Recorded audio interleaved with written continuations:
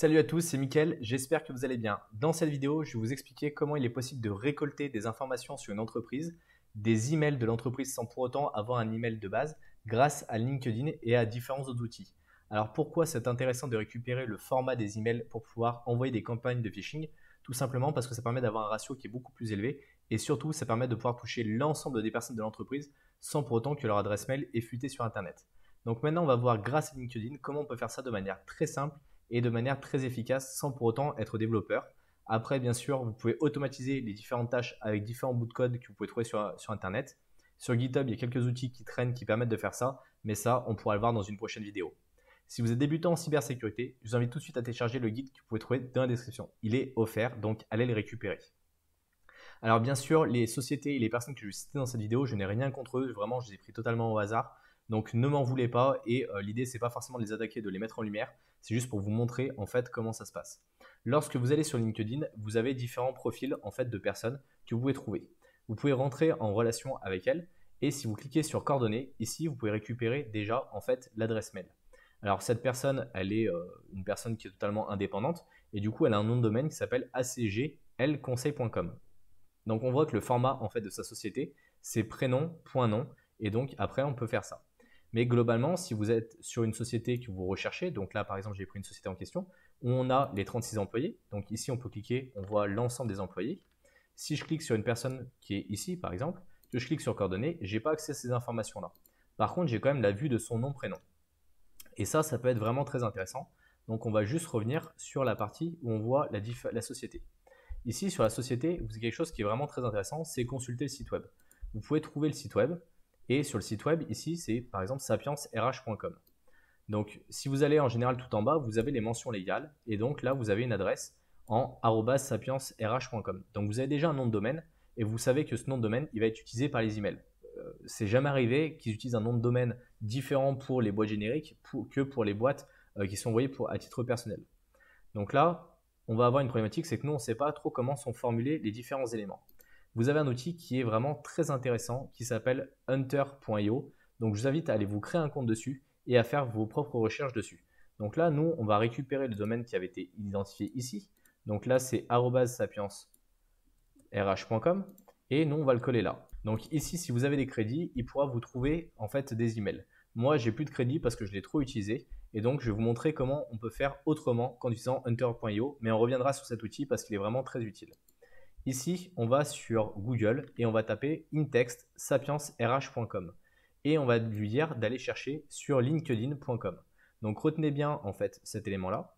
Et donc là, on va récupérer plusieurs éléments qui sont intéressants. Donc ici, on voit que c'est prénom et nom qui sont tout attachés, sapiens.com. Donc c'est pas forcément le format qui va nous intéresser parce que nous, c'est sapiensrh qu'on va cibler. Donc là, on voit qu'on a clémencelucas@sapiensrh.com. Donc là, ici, on va cliquer. Et ce qu'on va faire, c'est qu'on va utiliser en fait un testeur d'email pour vérifier qu'il soit valide. Donc là, on va le mettre dedans. Et donc, on va cliquer sur Validate. Et on va cliquer ici sur Je ne suis pas un robot.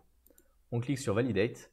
Et donc là, il va aller faire ses recherches pour s'assurer en tout cas que l'email il puisse bien être valide si jamais on envoyait une campagne de phishing par exemple à cette personne. Donc là, on voit que bien sûr, l'email il est délivrable. On voit qu'on a les différentes parties. Donc là, la partie prénom et la partie nom de domaine. Et donc là, tous les checks sont OK. Donc ça veut dire qu'effectivement, on sera en capacité à pouvoir le faire. Donc là, maintenant, ce qu'on a vu, c'est qu'on a prénom et nom qui sont tout attachés. Donc maintenant, ce qu'on va faire, c'est qu'on va prendre une autre personne en fait qui est dans la société. Donc par exemple, cette première personne. Et on va essayer de recréer en fait son email. Donc là, on va faire Clémentine Bray et on va tout attacher pour faire notre prochaine recherche. Donc là, on voit que c'est prénom, nom.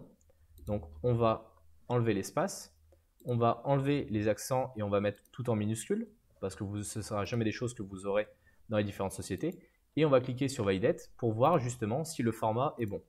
Si le format est bon, c'est bien celui qu'on a identifié. Il nous faudra récupérer tous les noms et prénoms des personnes qui sont dans le groupe Sapiens RH sur LinkedIn. Donc là, on voit que c'est bon. Donc là, on est arrivé à recréer un email qui n'est pas forcément trouvable sur Internet.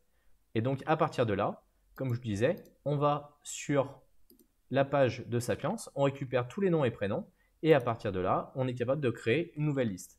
Alors, ce qui va se poser comme question, c'est pour les personnes qui vont avoir justement un nom composé ou un prénom composé. Donc ça va être un peu plus compliqué. Il va falloir faire différents tests pour voir comment ça peut être intégré. Après, des fois, ces personnes-là, elles ont leurs coordonnées, donc ça permet de les récupérer.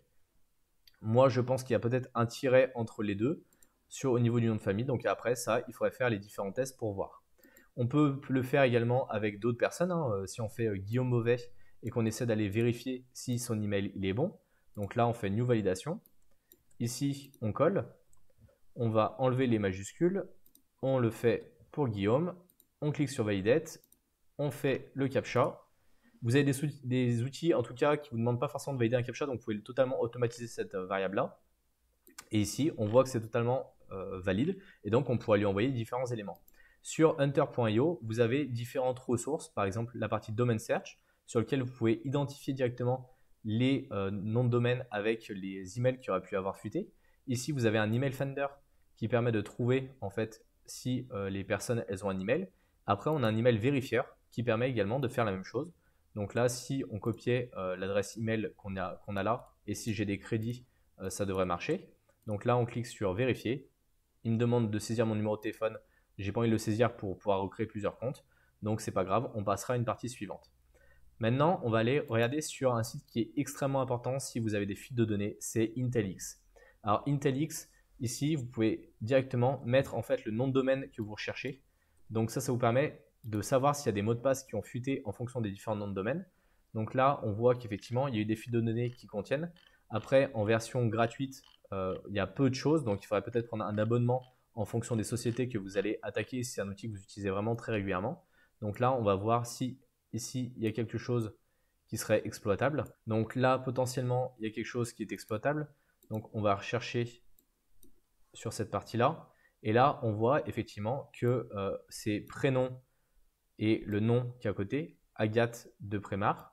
Et on voit que son mot de passe, c'est Prunelle. Donc c'est-à-dire qu'il y a des mots de passe qui sont relativement faibles. Et donc potentiellement, on pourrait réutiliser ce mot de passe pour essayer de se connecter à différents éléments. Mais on voit que ça confirme bien effectivement le format qu'on a trouvé. Et si on ne l'avait pas trouvé sur Internet, on l'aurait trouvé par exemple comme grâce à cette fuite de données. Donc voilà comment vous pouvez exploiter, on va dire, LinkedIn pour récupérer différentes informations. Alors pour rappel, on est parti d'un profil d'une personne qu'on trouve sur une société. Là, on voit qu'elle travaille chez Sapiens. On peut cliquer directement sur l'entreprise Sapiens et voir toutes les personnes qui travaillent ici en tant qu'employés. Donc là, on a toutes les différentes personnes. À partir de là, on essaie de récupérer le nom de domaine et en général, on le trouve sur cet internet parce qu'il y a toujours un email de contact ou autre.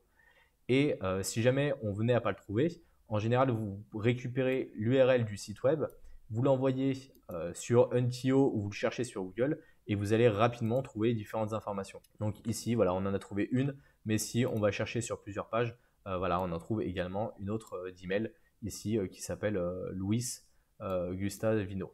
Donc voilà, on voit qu'on arrive à récupérer différents éléments. Donc il ne faut pas hésiter à aller vraiment chercher sur Internet. Bien sûr, toutes les informations que je vous ai données, c'est à titre indicatif, c'est pour du professionnel. Il faut avoir absolument les autorisations. Vous ne faites pas des campagnes de phishing comme ça sur Internet, c'est totalement illégal. Donc, il y a plusieurs étapes à respecter. Vous pouvez d'abord faire valider la liste email également à votre client avant d'envoyer la campagne de phishing. Mais globalement, en général, vous avez un taux d'erreur qui est assez moindre. Et après, plus la liste est importante, plus le taux d'erreur peut être important. Faites très attention aussi aux grosses sociétés qui ont plusieurs pays avec plusieurs noms de domaine différents parce que des fois les formalismes changent en fonction du pays parce qu'ils ont racheté différentes sociétés. Donc il faudra également étudier ces différents aspects-là. J'espère en tout cas que vous aimez ce type de vidéo. Dites-moi si vous avez une autre technique pour récupérer les différentes informations et pour reconstruire les emails des personnes que vous n'avez pas. Pensez à mettre un pouce bleu. Pensez-vous à vous abonner à la chaîne YouTube si vous aimez les vidéos en cybersécurité. Et on se retrouve dans une prochaine vidéo. Salut!